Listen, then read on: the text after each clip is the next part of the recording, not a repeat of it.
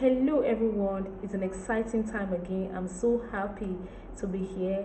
You're welcome to the Extraordinary Teachers channel. If you've not subscribed, click on the subscription button and like. Also share to your friends. Now, very quickly, I'm going to be uh, giving you some tips for those of you that are teaching in the nursery section of your school, because I find that many teachers in this section, they complain a lot that these children, they are too young, they cry a lot, they don't want to learn, and it is difficult to just teach them. I tell you, it is not true. In fact, to teach children in nursery is one of the most easiest form of teaching. It's very easy, it's exciting, it's fun if you know the tips or the methods to use. All right. Now, firstly, you must be kind. You must be loving towards these children. You must put a smiling face all the time. Because these children, they are very young, they wouldn't want a teacher that is always frowning, right? They wouldn't want a teacher that is always angry. They want someone who is smiling, who is loving, who welcomes them every morning to school with a smiling face, with warm hugs. If you do that, these children will be open to you and they will want to learn. They want to get whatsoever you're teaching them. Secondly, you must always play before teaching, before introducing whatever topic you have. You must play with them. What do I mean by this? You must do some routines that involves playing, because children, they learn best with the play away method. So you must play with them. It's either you engage them in singing rhymes, or you just do one activity that will make them excited and have that zeal to want to learn. You understand? The day should not start with, oh, we have maths today, now start counting. Or we have want to learn alphabet, now begin to read the alphabet. No, it must start with play.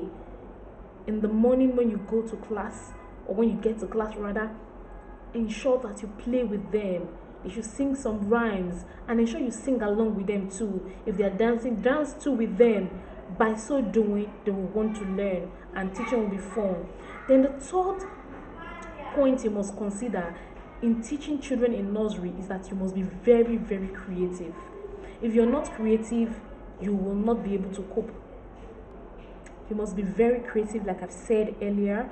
You must see how you can make your class fun. Your teaching materials, how colorful are they? Children, they like pictures. How fun, how interactive are the materials? See, most times your school may not get you this material. That is why I said, if you're not a passionate teacher, you will not enjoy teaching. You can get those materials for yourself. You can even improvise. They taught you this in education, right? You can improvise. Get creative crayons, colors, create something. Get cardboard paper, all right? Get flashcards that will make learning fun for those children. Even if your school do not provide for you, get for yourself. There are cheap things you can use to make these colorful or creative materials that will enable you to teach effectively. All right. Then the fourth point I'm going to be talking about is that you must give reward to those children. Now, some of them, because they are older than others, they tend to be more involved in the learning and the teaching process. Now, you will give reward to any of the children that performs very well. It can be in class. For example, you ask them to read 1 to 10, and a child was able to read 1 to 10. Give reward. Others will be motivated to want to do the same thing so that they can get reward. All right. Then lastly, you must bring them close after scolding them.